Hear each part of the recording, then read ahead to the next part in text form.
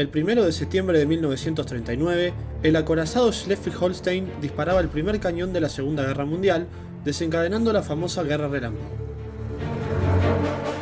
La primera fase de la campaña, librada en las fronteras, contó con bombarderos y cazas de la Luftwaffe, iniciando una obra sistemática de destrucción de aeropuertos, nudos ferroviarios, carreteras, concentraciones de tropa de reserva y de cualquier probable sede de mando polaco.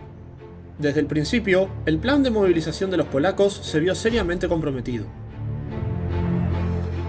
En el espacio de 2 días, Alemania consiguió la total supremacía aérea y sus aviones pudieron dedicarse a una misión de apoyo más directo: atacar delante de las columnas de carros que avanzaban en vanguardia. Dichas columnas habían atravesado la frontera 1 hora después de hacerlo la Luftwaffe. Para el 2 de septiembre, Alemania ya había conquistado el dominio del aire y se haría con las ciudades de Chojnice y Mykolaiv, logrando la retirada de las fuerzas polacas hacia Cracovia.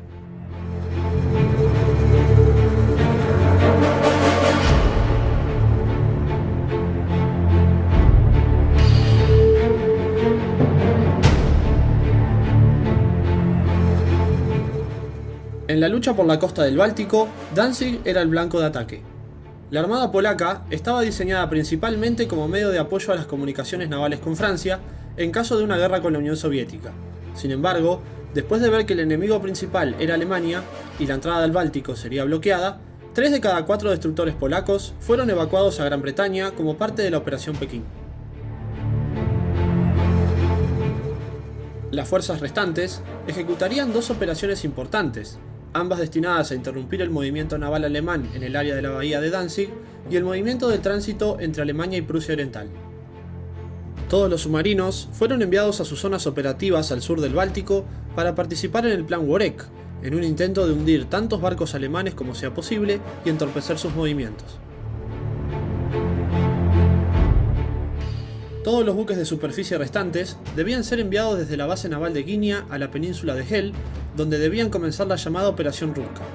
El plan era establecer una barrera minera naval entre Hela y Danzig para evitar que cualquier barco enemigo ingresara a la zona. Luego de que un avión de reconocimiento viera a uno de los mineros polacos, los alemanes organizaron en media hora un ataque aéreo. Mientras atravesaba la bahía de Danzig, la flotilla polaca fue sorprendida por un grupo de 33 aviones de combate alemanes.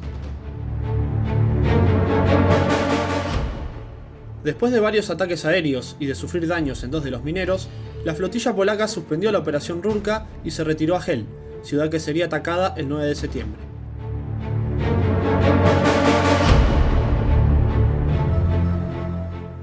Al igual que en Westerplatte, en Danzig existe otra historia de heroísmo polaco un tanto no reconocida, donde 50 trabajadores postales, al mando del teniente Konrad Buderski, detuvieron a la máquina de guerra alemana durante 12 horas en el asedio a la oficina de correos de Danzig, que fue uno de los primeros enfrentamientos armados de la Segunda Guerra Mundial.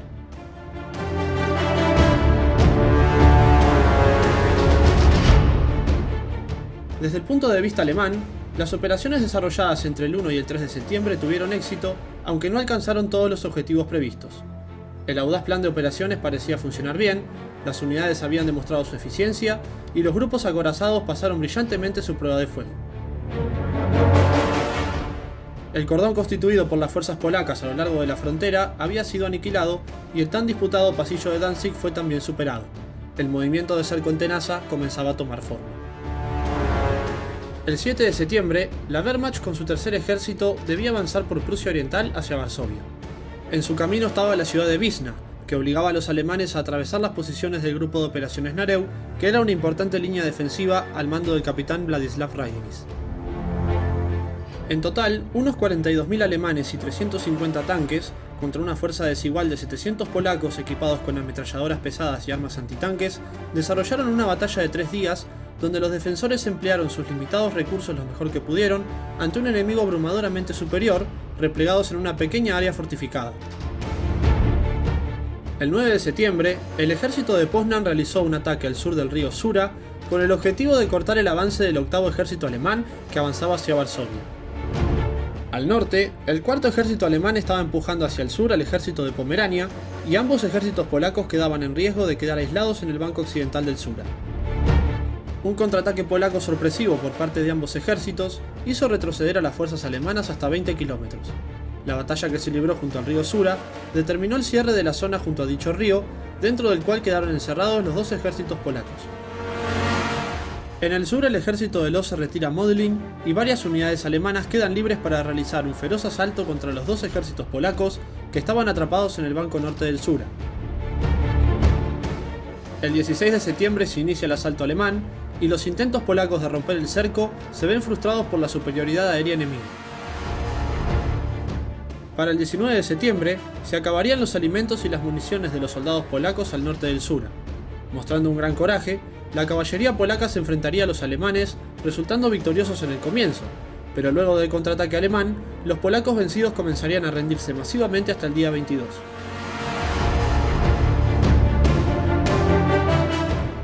Al mismo tiempo que comenzaba la batalla del Sura, y precedido por los bombardeos de la Luftwaffe iniciados el 1 de septiembre, el combate terrestre en Varsovia comenzó el 8 de septiembre, cuando la 4ª División Panzer, al mando del general Hans Reinhardt, atacaba por el sudoeste la capital polaca. Varsovia contaba con un sólido sistema de fortificaciones que se extendía principalmente hacia el oeste de la ciudad. Las fuerzas polacas se vieron progresivamente aumentadas gracias a la afluencia de voluntarios, así como de tropas en retirada que venían desde el frente. Apoyados por artillería pesada, los carros de combate alemanes inician su recorrido hacia los suburbios de la ciudad, donde encuentran una tenaz resistencia a cargo de las tropas del general Valerian Suma.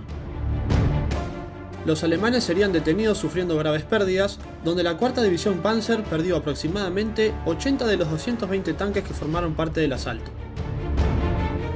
El 11 de septiembre, el comandante y jefe polaco declaró que Varsovia debía ser defendida a toda costa. Durante los días siguientes, las fuerzas del tercer ejército alemán del general von Küchler atravesaron las líneas de defensa polacas cerca del río Narew y comenzaron su aproximación desde el sur, para aislar a Varsovia por el este. El 15 de septiembre, las fuerzas alemanas cerraron el acceso a Varsovia desde el este, iniciándose así el asedio de la capital. Solo una franja de tierra a lo largo del río seguía en manos de los polacos. Tras el final de la batalla de Sura, los restos del ejército de Poznan atravesaron el cerco alemán y llegaron a Varsovia. El número de polacos en la ciudad rondaba los 120.000 y las fuerzas alemanas preparaban un ataque masivo que movilizaría unos 175.000 hombres. Como preparación para el ataque, la ciudad fue sometida día y noche a continuos ataques artilleros y bombardeos. 2 flotas aéreas enteras se desplazaron para tomar parte en el bombardeo de Varsovia, atacando tanto objetivos militares como civiles. El 26 de septiembre se desató el asalto general desde todos los frentes de la cercada Varsovia. El área occidental de la ciudad fue atacada por 5 divisiones alemanas, mientras que otras 4 divisiones atacaban desde el este. El asalto contaba con el apoyo artillero de unas 70 baterías de campaña, 80 baterías pesadas y 2 flotas aéreas que bombardearon ininterrumpidamente la ciudad. Este ataque fue nuevamente detenido por los polacos, al igual que el siguiente ataque realizado el 27 de septiembre, a costa de cuantiosas bajas por ambos bandos. La situación militar en Varsovia era crítica, pero la defensa seguía resistiendo. El general Suma había estabilizado el frente y podría haber sostenido el asedio por algunas semanas más. Sin embargo, la situación de la población civil en Varsovia era trágica. El constante bombardeo de edificios no militares, la escasez de comida y la falta de material sanitario redundaron en un terrible número de bajas civiles, además de que el suministro de agua quedó interrumpido por los bombardeos alemanes. El 26 de septiembre, el general Tadeusz Kustreva inició las conversaciones de rendición con el comandante alemán, alcanzando un alto al fuego al día siguiente. Los combates se detuvieron y poco después la guarnición de Varsovia se rindió. Las unidades germanas entraron el 29 de septiembre en la ciudad y el asedio de Varsovia había terminado. El ejército polaco registró aproximadamente 6.000 muertos y 16.000 heridos, sumando a los 25.000 muertos y aproximadamente 50.000 heridos de la población civil. Como consecuencia de los bombardeos, el 12% de los edificios de la ciudad fueron destruidos. Luego de las derrotas de Sura y Varsovia, los ejércitos alemanes se encontraron libres para acabar con la fortaleza de Modlin, que sería la última posición defensiva de importancia en caer. La ciudad de Brest-Litovsk cayó el 17 de septiembre, después de 3 días de lucha para capturar la fortaleza de la ciudad de Brest. El mismo día, el ejército rojo finalmente cruzó la frontera polaca y comenzó su rápido avance hacia el oeste. La 29ª Brigada Soviética de Tanques, bajo el mando del general Semyon Krivoshein, alcanzó el área de Brest-Litovsk más adelante aquel día y asumió el control de la frontera. Con la entrada de las tropas soviéticas en Polonia, la lucha se hizo desesperada, aunque la resistencia no cesó. El único objetivo ahora para Polonia era hacer salir del país al mayor número posible de soldados que luego pudieran combatir con los aliados. En total, 30.000 soldados y aviadores polacos entraron en Rumania, otros 60.000 se refugiaron en Hungría, mientras que en el norte, los soviéticos empujaron a unos 15.000 polacos hacia las fronteras de Lituania y Letonia. Polonia sería ocupada el 6 de octubre. A pesar de la heroica resistencia polaca, la superioridad de Alemania se reveló en todos los aspectos. Las características de la línea fronteriza permitió a los alemanes desplegar sus fuerzas del modo más racional, además de que la superioridad aérea resultó ser aplastante. No se debe olvidar que en aquel tiempo el empleo de fuerzas mecanizadas y aéreas en grandes masas era una novedad, y su eficacia sorprendió hasta a los mismos alemanes. Alemania efectuó la campaña con una rapidez fulminante y a un costo relativamente bajo, si bien las bajas fueron más de las esperadas. Las pérdidas sufridas por los alemanes, según el cálculo hecho por ellos mismos en octubre de 1939, se elevaron a 8.082 muertos, 27.279 heridos y alrededor de 5.000 desaparecidos, aunque las cifras definitivas fueron superiores. Las pérdidas polacas no pudieron calcularse con precisión, pero sin duda fueron mucho más elevadas, ya que hay que sumarle las bajas civiles. En cuanto a los medios, fueron destruidos 217 carros de combate alemanes, 285 aparatos de la Luftwaffe se perdieron y 279 fueron dañados.